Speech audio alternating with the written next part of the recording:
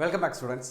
നമ്മൾ PGBP തന്നെയാണ് continue ചെയ്യണേ. കഴിഞ്ഞ വീഡിയോക്കകത്ത് നമ്മൾ ഡിസ്കസ് ചെയ്തത് ഈ പറയുന്നത് പോലെ സ്പെസിഫിക് ഡിഡക്ഷൻസ് പറഞ്ഞു അല്ലേ. സെക്ഷൻ 30 തൊട്ട് 36 വരെ പറയുന്ന സ്പെസിഫിക് ഡിഡക്ഷൻസിനെ കുറിച്ച് പറഞ്ഞു. അത് കഴിഞ്ഞിട്ട് നമ്മൾ 37 പ്രകാരം കയറി വരുന്ന ജനറൽ ആയിട്ട് ഡിഡക്ഷൻസ് പറഞ്ഞു. അതിൻ്റെ ബേസിക് ആയിട്ടുള്ള കണ്ടീഷൻസ് കാര്യങ്ങളെല്ലാം പറഞ്ഞായിരുന്നു. ഓക്കെ, പിന്നീട് നമ്മൾ ഡിസ്കസ് ചെയ്തുകൊണ്ടിരുന്നത് എന്തൊക്കെയാണ് നമുക്ക് സ്പെസിഫിക് ആയിട്ട് അലവബിൾ ആവാൻ പാടില്ലാത്തത്. ഓക്കെ, അതായത് ഏതൊക്കെ ക്രൈറ്റീരിയ വരുന്ന നേരത്താണ് ഈ പറയുന്ന സ്പെസിഫിക് ഡിഡക്ഷൻസ് എന്ന് പറയുന്നത് അല്ലാത്തത്. അതായത് നമുക്ക് എന്ത് ചെയ്യാൻ പാടില്ലാത്തത്, എക്സ്പെൻഡിച്ചർ ആയിട്ട് പിയാണ്ടലിനകത്ത് ചാർജ് ചെയ്യാൻ പാടില്ലാത്തത്. അതിനെക്കുറിച്ചാണ് നമ്മൾ ഡിസ്കസ് ചെയ്തുകൊണ്ടിരുന്നത്. ഓക്കെ, നമുക്ക് കണ്ടിന്യൂ ചെയ്യാം.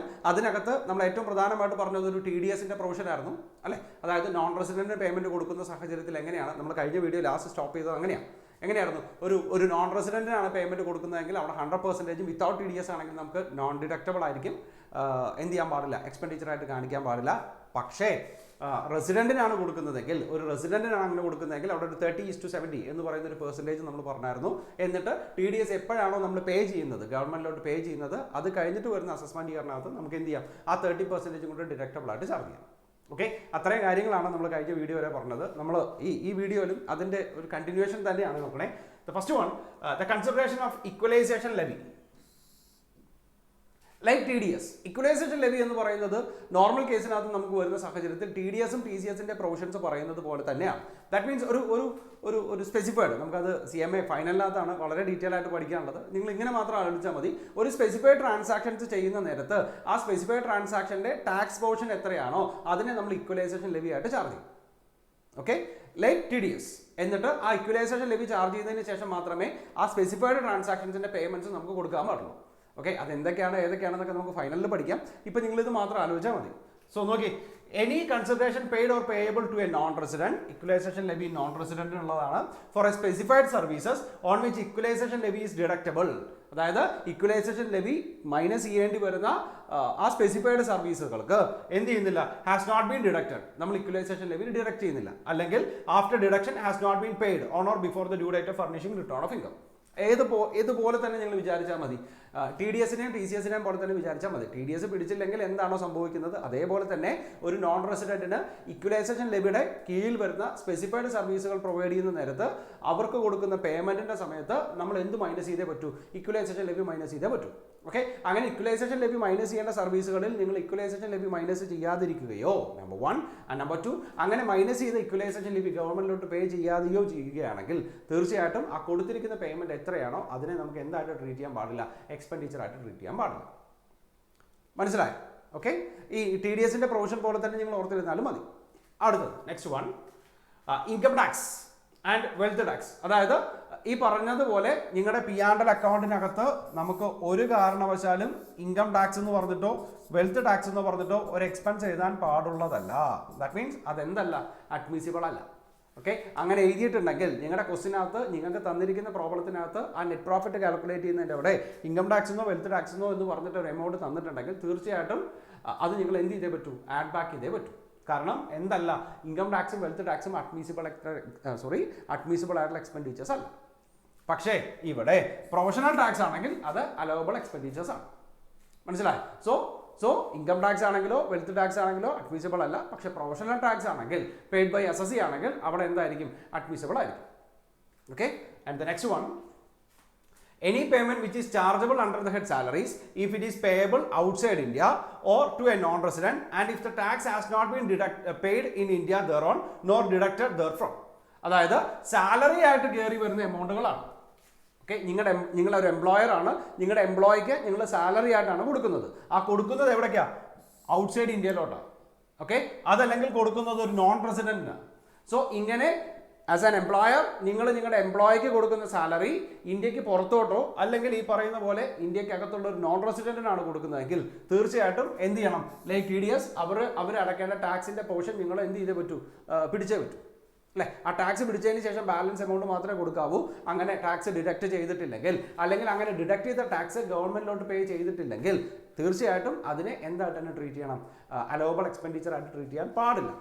ഓക്കെ, ഇൻഅഡ്മിസിബിൾ ആണ്, നമുക്ക് തിരിച്ചെന്ത് ചെയ്യേണ്ടി വരും, ആഡ് ബാക്ക് ചെയ്യേണ്ടി വരും.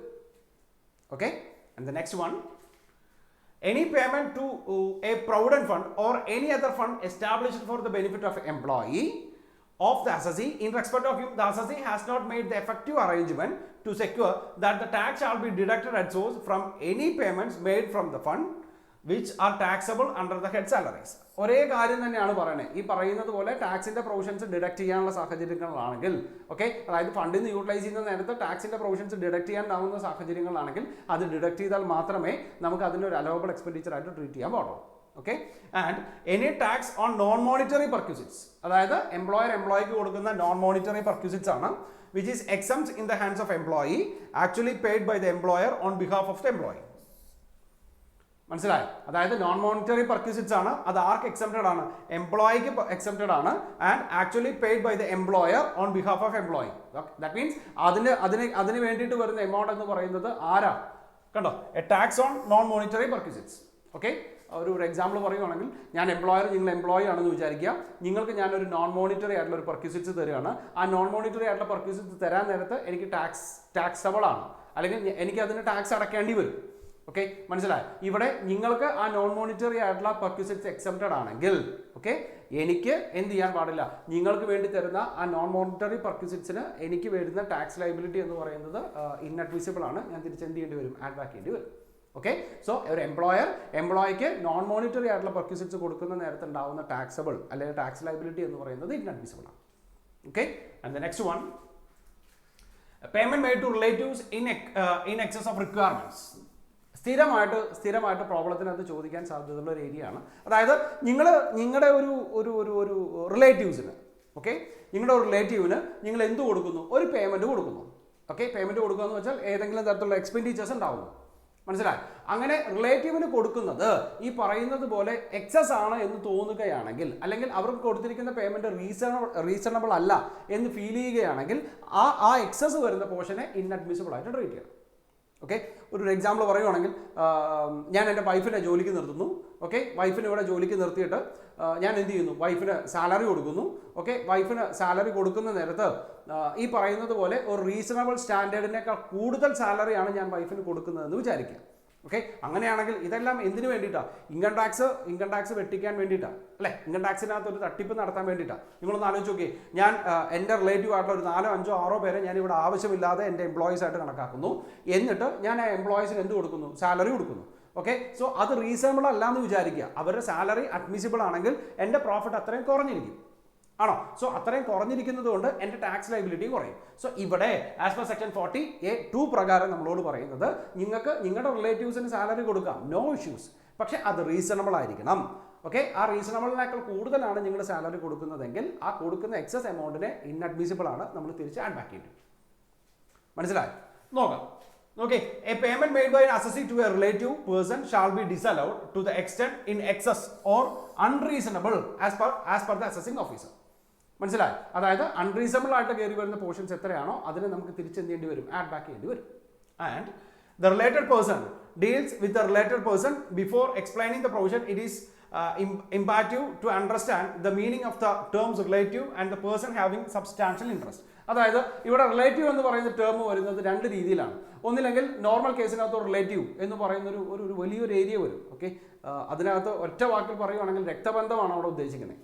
മനസ്സിലായി? ഒരു വലിയ ചാർട്ട് തന്നെ ആ റിലേറ്റീവ് എന്ന് പറയുന്ന ഒരു കാറ്റഗറി ആയിട്ട് നമുക്ക് നോക്കാനാണ്. ഓക്കെ, നമുക്ക് ഡിസ്കസ് ചെയ്യാം. സോ ഇവിടെ പറയുന്നത് അങ്ങനെ ഒരു റിലേറ്റീവ് ആണ്. അല്ലെങ്കിൽ ഈ ഒരു ഫേമിനെയോ കമ്പനീനെയൊക്കെ ബേസ് ചെയ്തുകൊണ്ട് പറയുന്ന നേരത്ത് കമ്പനിക്ക് റിലേറ്റീവ് ഇല്ല, പകരം കമ്പനിക്ക് ഉണ്ടാവുന്നത് ആരായിരിക്കും? ഈ പറയുന്ന സബ്സ്റ്റാൻഷ്യൽ ഇൻട്രസ്റ്റ് ഉള്ള പേഴ്സൺസ് ആയിരിക്കും. ഓക്കെ, അതായത് ഒരു ഇൻഡിവിജ്വൽ അസസി ഒരു റിലേറ്റീവിന് പേയ്മെന്റ് കൊടുക്കുന്നത് എക്സസ് ആവുന്നത് പോലെ ഒരു കമ്പനിയോ ഫേമോ ആണെങ്കിൽ അവർക്ക് എന്തുണ്ടാവില്ല? ഈ പറയുന്ന ഒരു എക്സസ് പേയ്മെന്റ്, അല്ലെങ്കിൽ അവർക്ക് ഒരു റിലേറ്റീവ് ഉണ്ടാവും. സോ അവിടെ പറയുന്നത് കമ്പനിയുമായിട്ട് സബ്സ്റ്റാൻഷ്യൽ ഇൻട്രസ്റ്റ് ഉള്ള ആൾക്കാരെ, അല്ലെങ്കിൽ ഫേമുമായിട്ട് സബ്സ്റ്റാൻഷ്യൽ ഇൻട്രസ്റ്റ് ഉള്ള ആൾക്കാരെയാണ് നമ്മൾ എന്തായിട്ട് ട്രീറ്റ് ചെയ്യണേ? റിലേറ്റീവ്സ് ആയിട്ട് ട്രീറ്റ് ചെയ്യണം. അങ്ങനെയാണെങ്കിൽ എന്താണ് സബ്സ്റ്റാൻഷ്യൽ ഇൻട്രസ്റ്റ്? നോക്കി, A person having substantial interest ആണെങ്കിൽ, നോക്കി, a person is deemed to have a substantial interest in the business or profession if the first one, in case where the business or the profession is carried on by a company, such a person is at any time during the previous year the beneficial owner of equity shares carrying not less than 20% of the voting power. അതായത് കഴിഞ്ഞ വർഷം ഫുള്ളായിട്ട് hold ചെയ്യണം എന്നല്ല പറയണേ, കഴിഞ്ഞ വർഷത്തിൽ എപ്പോഴെങ്കിലും ഒരു നേരമെങ്കിലും ഈ പറയുന്ന പേഴ്സൺസിന് ആ കമ്പനിയുടെ 20% കൂടുതൽ വോട്ടിംഗ് പവർ ഉണ്ടായിരുന്നെങ്കിൽ ആ കമ്പനിയുടെ റിലേറ്റീവ് പേഴ്സൺ ആയിട്ട്, അല്ലെങ്കിൽ അങ്ങേരെ ആ കമ്പനിയുടെ റിലേറ്റീവ് പേഴ്സൺസ് ആയിട്ട് ട്രീറ്റ് ചെയ്യും. And the second one, in any other case, such a person is at any time during the previous year the beneficial entitled to not less than 20% of the profit of such business. Okay, that means company ആണെങ്കിൽ ഈ പറയുന്നത് പോലെ 20% കൂടുതൽ voting share ഉണ്ടായിരിക്കണം. ഇനി ഫേമോ കാര്യങ്ങളാണെങ്കിൽ അങ്ങേർക്ക് 20% കൂടുതൽ പ്രോഫിറ്റിന്റെ share ഉണ്ടായിരിക്കണം. അങ്ങനെയുള്ള ആൾക്കാരെയാണ് നമ്മൾ എന്തെന്ന് പറയുന്നത്, റിലേറ്റഡ് പാർട്ടി എന്ന് പറയുന്നത്. സോ ഒറ്റ കാര്യം ഓർത്താൽ മതി, അസസി ആണെങ്കിലും കമ്പനി ആണെങ്കിലും ഫേം ആണെങ്കിലും, ദാറ്റ് മീൻസ് ഇൻഡിവിജ്വൽ അസസി ആണെങ്കിലും കമ്പനി ആണെങ്കിലും ഫേം ആണെങ്കിലും ഇവരുടെ റിലേറ്റീവിനോ അല്ലെങ്കിൽ ഈ പറയുന്നത് പോലെ പേഴ്സൺസ് ഹാവിംഗ് സബ്സ്റ്റാൻഷ്യൽ ഇൻട്രസ്റ്റ് ഉള്ള ആൾക്കാർക്കോ അവർക്ക് കൊടുക്കുന്ന റീസണബിളിനേക്കാൾ അല്ലെങ്കിൽ ആ സ്റ്റാൻഡേർഡിനേക്കാൾ കൂടുതലാണ് പേയ്മെന്റ് കൊടുക്കുന്നതെങ്കിൽ ആ കൊടുക്കുന്ന എക്സസ് പേയ്മെന്റ് എന്ന് പറയുന്നത് ഇൻഅഡ്മിസിബിൾ ആണ്. നമ്മൾ എന്ത് ചെയ്യേണ്ടി വരും, തിരിച്ച് ആഡ് ബാക്ക് ചെയ്യേണ്ടി വരും. ഓക്കെ, ഞാൻ എൻ്റെ വൈഫിനെ ഇവിടെ കൊണ്ട് നിർത്തിയിട്ട് വൈഫിന് 1 ലക്ഷം രൂപയാണ് നമ്മൾ സാലറി ആയിട്ട് നിശ്ചയിക്കണേ. സോ അവിടെ ആ പറയുന്ന ഒരു റീസണബിൾ എന്ന് പറയുന്ന ഒരു 75,000 മാത്രമാണെങ്കിൽ ആ 75,000 നിങ്ങളുടെ പിയാണ്ടലിനകത്ത് നിങ്ങൾ എന്ത് ചെയ്തിരിക്കോ, സാലറി ആയിട്ട് എഴുതിക്കോ. ബാക്കി 25,000 നിങ്ങൾക്ക് എന്ത് ചെയ്യാൻ പാടില്ല, സാലറി ആയിട്ട് ട്രീറ്റ് ചെയ്യാൻ പാടില്ല. അങ്ങനെ 1 ലക്ഷം എഴുതിയിട്ടുണ്ടെങ്കിൽ ആ 25,000 നമുക്ക് എന്ത് ചെയ്യേണ്ടി വരും, ആഡ് ബാക്ക് ചെയ്യേണ്ടി വരും. ഓക്കെ, മനസ്സിലായല്ലോ. The next one, amount not deductible in respect of expenditure exceeding 10,000. Okay, അടുത്തതാണ് എല്ലാ എക്സാമിനും ചോദിക്കുന്ന ഒരു ക്രൈറ്റീരിയ ആണ്, ചോദിക്കുന്ന ഒരു ഏരിയ ആണ്. ഒന്ന് ശ്രദ്ധിച്ചിരിക്കണം. അതായത് ആസ് പെർ സെക്ഷൻ 48(3) പ്രകാരം നമ്മളോട് പറയുന്നത് എക്സ്പെൻഡിച്ചർ ആണെങ്കിൽ അല്ലെങ്കിൽ നിങ്ങൾ പേയ്മെന്റ് കൊടുക്കുന്ന സമയത്ത് ഓക്കെ എത്ര രൂപ മാത്രമേ, 10,000 rupees വരെ മാത്രമേ നിങ്ങൾക്ക് ക്യാഷ് ആയിട്ട് കൊടുക്കാവൂ. മനസ്സിലായി? മോർ ദാൻ 10,000 നിങ്ങൾ ക്യാഷ് പേയ്മെന്റ് ആണ് നടത്തുന്നതെങ്കിൽ തീർച്ചയായിട്ടും അത് എത്ര രൂപ തന്നെയാണെങ്കിലും ശരി അത് അഡ്മിസിബിൾ അല്ല. എന്ത് ചെയ്യേണ്ടി വരും, തിരിച്ച് ആഡ് ബാക്ക് ചെയ്യേണ്ടി വരും. മനസ്സിലായി? അത് ജനറൽ ഡിഡക്ഷൻസിനകത്തും സ്പെസിഫിക് ഡിഡക്ഷൻസിനകത്തൊക്കെ പഠിച്ച എന്ത് പേയ്മെന്റ് വേണേലും ആയിക്കോട്ടെ, ഏത് പേയ്മെന്റ് വേണേലും ആയിക്കോട്ടെ, ബിസിനസ്സിനെ റിലേറ്റ് ചെയ്ത് നിങ്ങൾ ഒരാൾക്ക് ഒരു പേയ്മെന്റ് കൊടുക്കുകയാണെങ്കിൽ ക്യാഷ് ആയിട്ട്, ഡയറക്റ്റ് ക്യാഷ് ആയിട്ട്, ലിക്വിഡ് ക്യാഷ് ആയിട്ട് കൊടുക്കാൻ പറ്റുന്ന പേയ്മെന്റ് എന്ന് പറയുന്നത് 10,000 rupees മാത്രമാണ്. മനസ്സിലായി?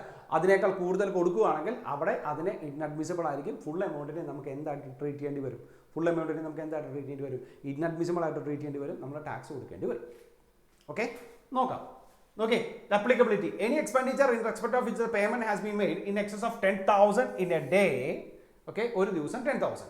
Otherwise than by an account payee check or account payee bank draft or use of electronic clearing system through a bank account or through a other prescribed electronic modes. ഒറ്റ വാക്കി പറയുകയാണെങ്കിൽ cash അല്ലാതെ വേറെ ഏത് രീതിയിൽ വേണമെങ്കിലും കൊടുക്കാം.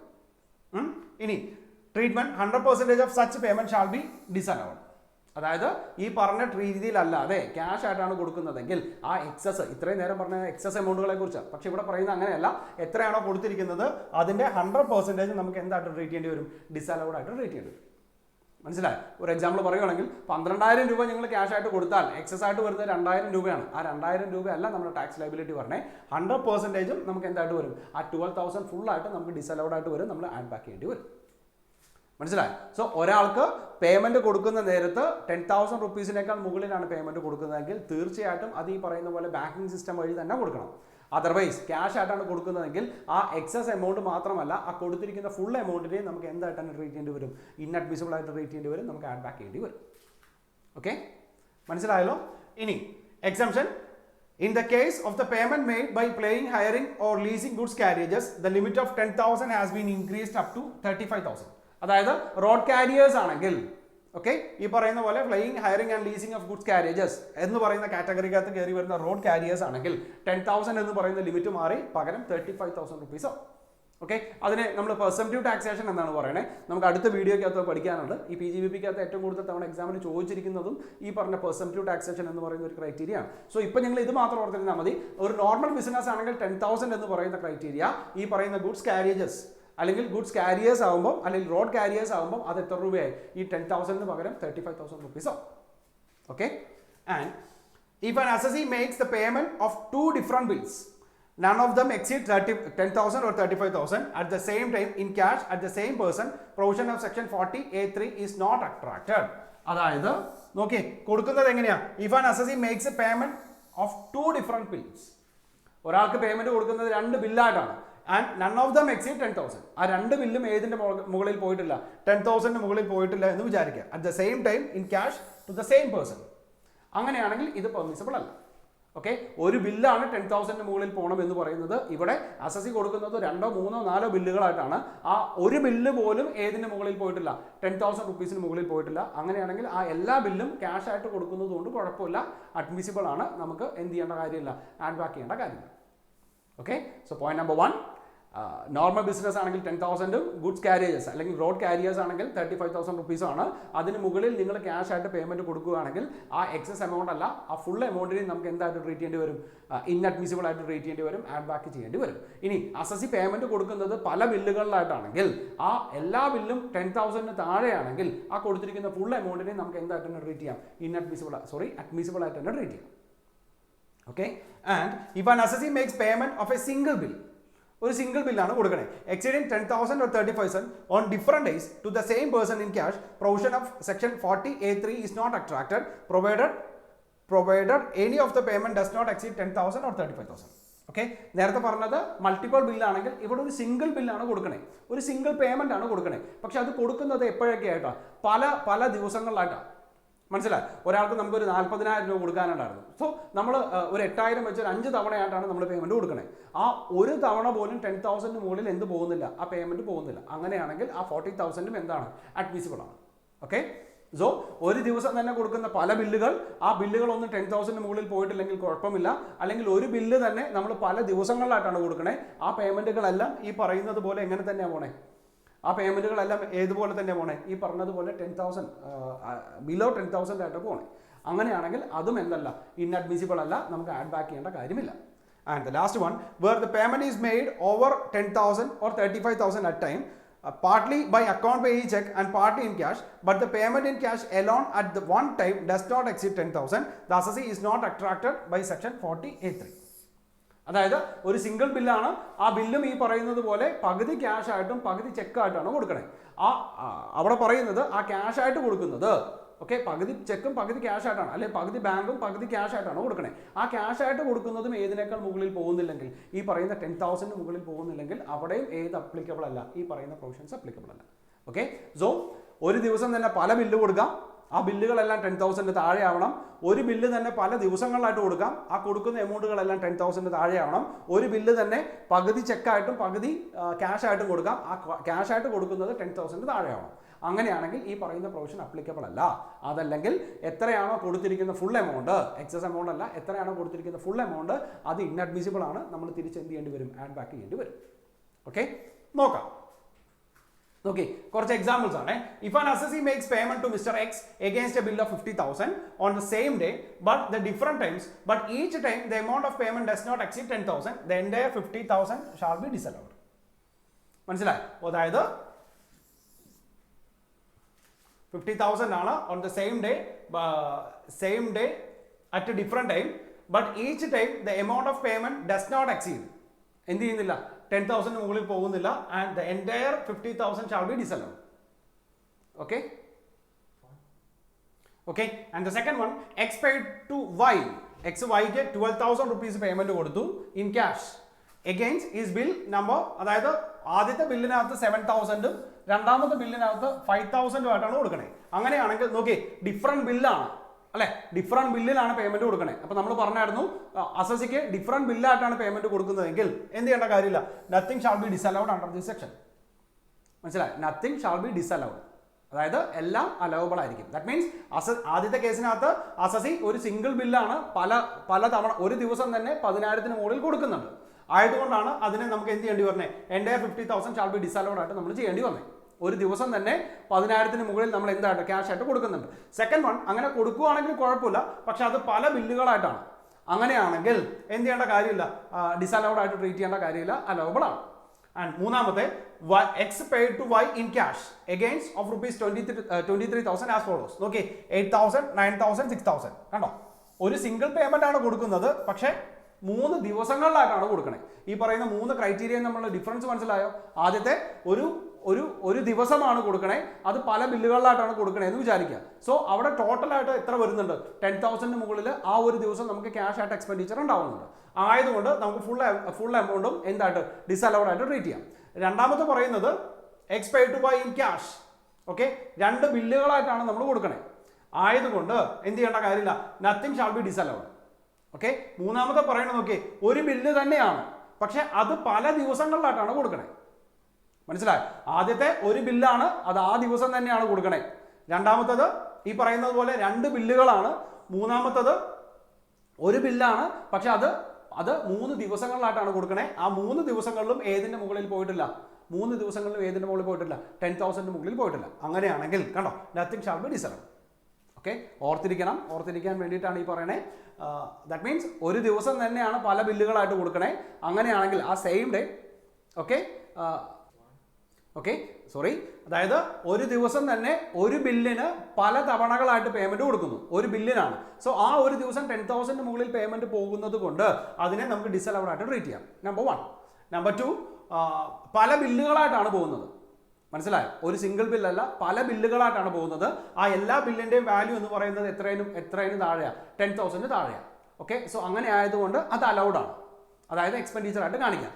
മൂന്നാമത് പറയുന്നത് ഒരു സിംഗിൾ ബില്ല് തന്നെയാണ്, പക്ഷെ പേയ്മെന്റ് കൊടുക്കുന്നത് എങ്ങനെയല്ല, അതേ ദിവസം തന്നെയല്ല, അല്ലെങ്കിൽ ഒരു ദിവസം തന്നെയല്ല പേയ്മെന്റ് കൊടുക്കുന്നത്, പല ദിവസങ്ങളിലായിട്ടാണ് പേയ്മെന്റ് കൊടുക്കുന്നത്. അങ്ങനെയാണെങ്കിൽ ഓക്കെ, ഈ പറയുന്നത് പോലെ ആ ഓരോ ദിവസവും 10,000 മുകളിൽ പോയിട്ടുണ്ടോ എന്ന് ചെക്ക് ചെയ്താൽ മതി. 10,000 മുകളിൽ പോയിട്ടില്ല. And the third one, X paid to Y of 50,000 against a bill. ഒരു സിംഗിൾ ബില്ലാണ്. 50,000 in form of account payee cheque. 42,000 രൂപ അക്കൗണ്ട് പേയി ചെക്കായിട്ടും ബെയറർ ചെക്കായിട്ട് 3,000 ക്യാഷ് ആയിട്ട് എത്ര മാത്രമേ പോകുന്നുള്ളൂ? 5,000 റുപ്പീസ് മാത്രമേ പോകുന്നുള്ളൂ. അങ്ങനെയാണെങ്കിൽ നത്തിങ് ഷാൾ ബി ഡിസലൗഡ്. നമ്മളോട് പറഞ്ഞായിരുന്നു ഒരു ബില്ലിനകത്ത് കുറച്ച് എമൗണ്ട് ക്യാഷ് ആയിട്ടും ബാക്കിയുള്ളത് ചെക്കായിട്ടും കൊടുക്കാം.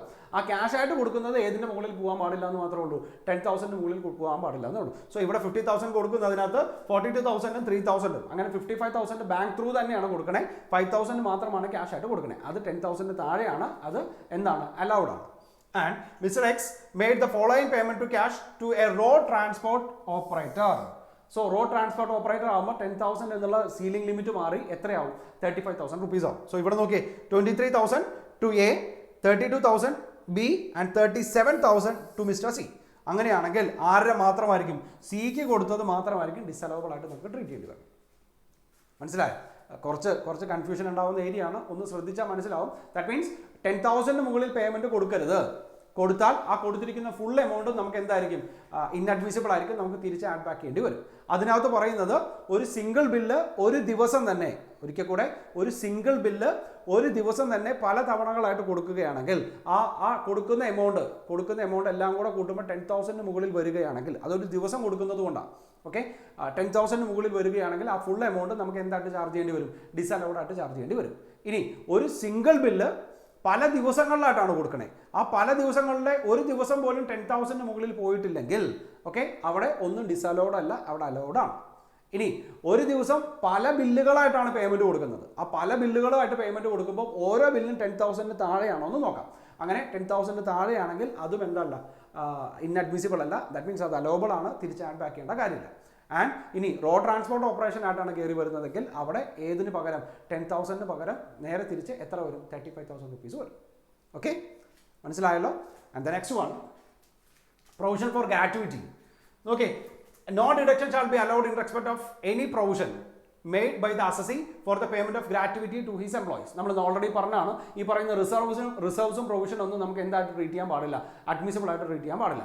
സോ എംപ്ലോയിക്ക് ഗ്രാറ്റുവിറ്റി കൊടുക്കാൻ വേണ്ടിയിട്ട് ഏതെങ്കിലും തരത്തിലുള്ള പ്രൊവിഷൻസ് മാറ്റി വെച്ചിട്ടുണ്ടെങ്കിൽ അവിടെ അതിന് എന്തായിട്ട് ട്രീറ്റ് ചെയ്യാൻ പാടില്ല? അഡ്മിസിബിൾ ആയിട്ട് ട്രീറ്റ് ചെയ്യാൻ പാടില്ല. And exemption, any provision made by the assessee for the purpose of the payment of sum by way of any contribution towards approved gratuity fund and for the purpose of payment of any gratuity that become payable during the previous year shall be allowed as deduction. That means provision allow ചെയ്യാൻ പറ്റുന്ന രണ്ട് സാഹചര്യമാണ് പറയണേ. ഒന്ന്, payment കൊടുക്കുന്നത് approved gratuity ഫണ്ടിലോട്ടായിരിക്കണം, അല്ലെങ്കിൽ payment of any gratuity that has become payable during the previous year. മനസ്സിലായോ? എങ്ങനെയായിരുന്നു?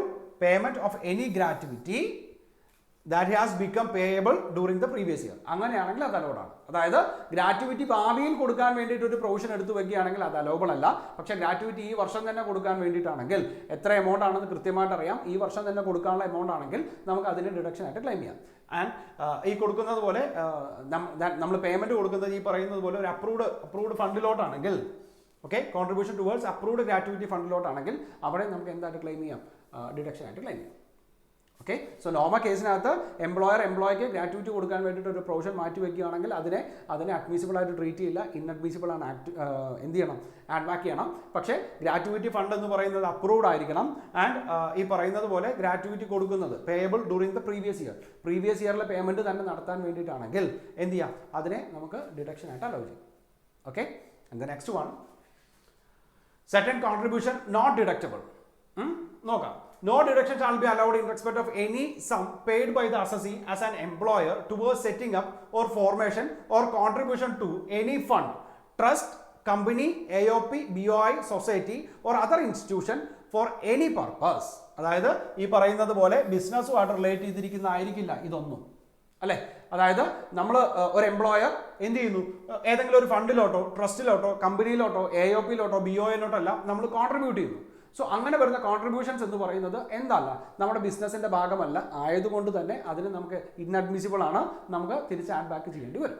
And exemption where such a sum is paid by way of contribution towards approved superannuation fund, recognized provident fund, approved gratuity fund and NPS as per the requirements under any law, then such a sum is allowed, but contribution to unrecognized provident fund is disallowed.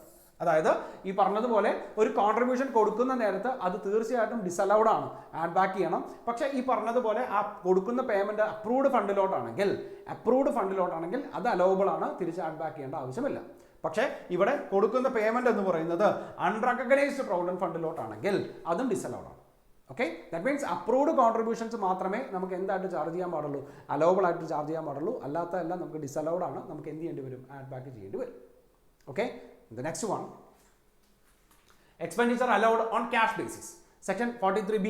അതായത് നോക്കി, the following expenses are deductible only if paid before due date of filing returns of income. മനസ്സിലായി? അതായത് ഈ പറഞ്ഞതുപോലെ ഇത് payment നടത്തണം. എങ്ങനെ payment നടത്തണം എന്നാ, നമ്മുടെ ഡ്യൂ ഡേറ്റ് റിട്ടേൺ ഫയൽ ചെയ്യുന്നതിന് മുമ്പായിട്ട് തന്നെ ഇത് നടത്തണം. നോക്കാം എന്തൊക്കെയാ. Any sum payable by way of tax or duty to government. And second one, any sum payable by an employer by way of contribution towards provident fund, superannuation fund or any other fund for the welfare of the employee. And third one, any sum payable as bonus or commission to the employees for service rendered. And interest on any loan or advance taken from a scheduled bank, including a cooperative bank or public financial institutions. And leave encashment and any sum payable by the assessee to the Indian Railway for the use of railway assets. Okay, that means ഇത്രയും treatment നമ്മളോട് പറയുന്നുണ്ട്. However, the above expenditure is paid after the due date of submissions of return of income. It shall be allowed in the year in which the payment is made. മനസ്സിലായോ? അതായത് ഈ പറയുന്ന expenditures എല്ലാം നമുക്ക് എന്ത് ചെയ്യണം, ഡ്യൂ ഡേറ്റിന് മുമ്പ് തന്നെ കൊടുക്കണം. ഹെഡിങ് നോക്കി, expenditure allowed on cash basis അല്ലെങ്കിൽ പേയ്മെന്റ് ബേസിസ്. മനസ്സിലായി? ഡ്യൂ ഡേറ്റിന് മുമ്പ് ഇത് പേയ്മെന്റ് നടത്തിയാൽ മാത്രമേ നമുക്ക് എന്ത് ചെയ്യാൻ പാടുള്ളൂ, ഇതിനെ എക്സ്പെൻഡിച്ചർ ആയിട്ട് ട്രീറ്റ് ചെയ്യാൻ പാടുള്ളൂ.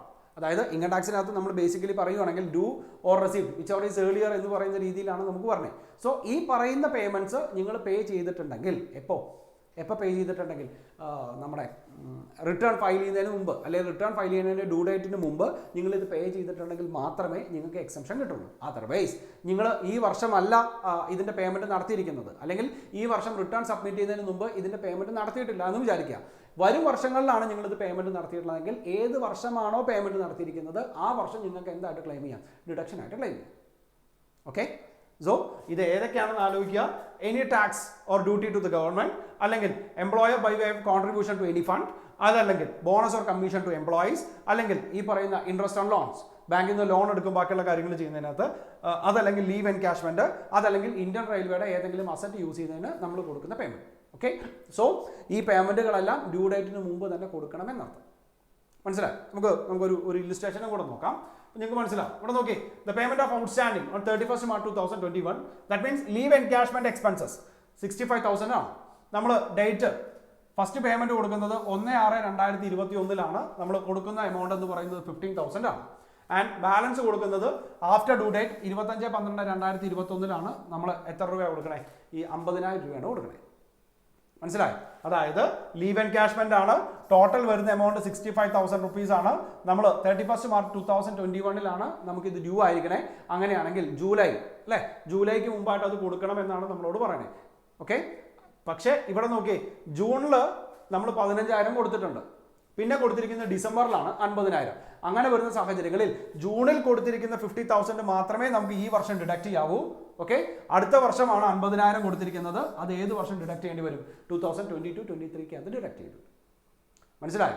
സോ ആ ഒരു 6 കാറ്റഗറി ഓഫ് എക്സ്പെൻഡിച്ചേഴ്സ് ഓർത്ത് വെക്കുക. അത് ഈ പറയുന്നത് പോലെ റിട്ടേൺ ഫർണിഷ് ചെയ്യുന്നതിന് മുമ്പായിട്ട് തന്നെ പേയ്മെന്റ് കൊടുത്തെങ്കിൽ മാത്രമേ ഈ വർഷം നമുക്ക് ഡിഡക്റ്റ് ചെയ്യാവൂ. ഇനി ഭാവിയിലാണ് അത് കൊടുക്കുന്നതെങ്കിൽ ഏത് വർഷമാണോ ആ പേയ്മെന്റ് കൊടുക്കുന്നത് ആ വർഷം മാത്രമേ അത് ഡിഡക്റ്റ് ചെയ്യാവൂ. ഇവിടെ 65,000 കൊടുത്തത് നമുക്ക് ജൂലൈക്ക് മുമ്പ് കൊടുത്തത് 15,000 മാത്രമാണ്. ആയതുകൊണ്ട് ഈ വർഷം 2021-22 എന്ന് പറയുന്ന അസസ്മെന്റ് ഇയറിനകത്ത് 15,000 കാണിക്കാം. ആൻഡ് അടുത്ത വർഷമാണ് 50,000 കൊടുക്കണേ. സോ 22-23 നമുക്ക് എന്ത് ചെയ്യാം, 50,000 ഡിഡക്റ്റ് ചെയ്യാം. അടുത്തത് interest payable to the bank, total 14,000 ആണ് കൊടുക്കണേ. അതിനകത്ത് before due date 3,000 and after due date 11,000 ആണ് കൊടുക്കണേ. അങ്ങനെയാണെങ്കിൽ നോക്കിയേ, ഡ്യൂ ഡേറ്റിന് മുമ്പ് കൊടുത്ത് 3,000 2021-22 ക്ലെയിം ചെയ്യാം. ആൻഡ് അതിനുശേഷം കൊടുക്കുന്നത് എപ്പോൾ ക്ലെയിം ചെയ്യാം, 22-23 ക്ലെയിം ചെയ്യാം. മനസ്സിലായി? And the third one bonus payable to the employees, total 87,000 rupees ആണ് കൊടുക്കാനുള്ളത്. അത് എപ്പോഴാണ് കൊടുക്കണേന്ന് നോക്കിയേ, 2/5/2021 നമ്മൾ എത്ര കൊടുക്കുന്നുണ്ട്, 30,000 കൊടുക്കുന്നുണ്ട്. 31/3/2021. സോ ഈ ഇയർ തീരുന്നതിന് മുമ്പായിട്ട് തന്നെ നമ്മൾ 2/5/2021 30,000 രൂപ കൊടുക്കുന്നുണ്ട്. മനസ്സിലായി? അടുത്തത് 30/9/2021 നമ്മൾ എത്ര രൂപ കൊടുക്കുന്നുണ്ട്, 57,000 രൂപ കൊടുക്കുന്നുണ്ട് ഇവിടെ. ആൻഡ് 30/9/2021 57,000 രൂപ, ഓക്കെ സോറി 30/9/2021 57,000 രൂപ എന്ന് പറയുന്നത് ഏത് വർഷം വരും, ഈ പറയുന്ന നെക്സ്റ്റ് ഇയറിൽ വരും അല്ലെ. പക്ഷേ ഇവിടെ ഇത് കണ്ടോ, 87,000 ഇവിടെ തന്നെ കാണിക്കാനുള്ള കാരണം ഒരു കാര്യം നിങ്ങളൊന്ന് ഓർമ്മിപ്പിക്കാനാ. ഇവിടെ കമ്പനി ആണെങ്കിൽ സപ്പോസ് ഇതൊരു എ ലിമിറ്റഡ് ആണെന്ന് വിചാരിക്കുക. അങ്ങനെയാണെങ്കിൽ നമ്മുടെ ഡ്യൂ ഡേറ്റ് എന്ന് പറയുന്നത് സെപ്റ്റംബർ ആയിരിക്കും.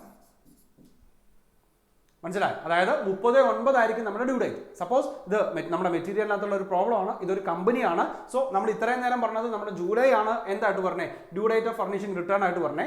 പക്ഷേ കമ്പനി ആണെങ്കിൽ നമ്മൾ എപ്പോൾ റിട്ടേൺ സബ്മിറ്റ് ചെയ്താൽ മതി, സെപ്റ്റംബറിന് മുമ്പായിട്ട് റിട്ടേൺ സബ്മിറ്റ് ചെയ്താൽ മതി. സോ ഇവിടെ നോക്കിയേ, സെപ്റ്റംബർ 30 അല്ലെങ്കിൽ സെപ്റ്റംബർ 30 അല്ലെങ്കിൽ സെപ്റ്റംബർ ലാസ്റ്റിന് മുമ്പാണ് നമ്മൾ എന്തായിട്ട് സബ്മിറ്റ് ചെയ്യണേ, റിട്ടേൺ സബ്മിറ്റ് ചെയ്യണേ.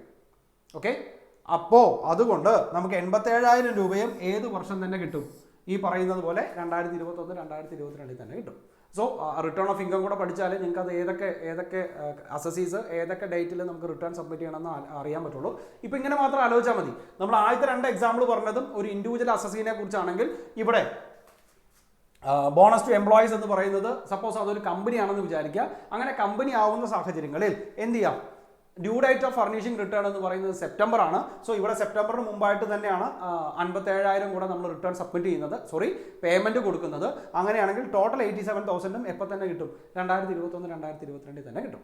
Okay, and the last one interest payable to LIC 75,000 എപ്പോഴൊക്കെയാണ് കൊടുക്കണേ, 2021 75,000 രൂപ, 13/5/2021 75,000-നകത്ത് 50,000 രൂപ കൊടുക്കും.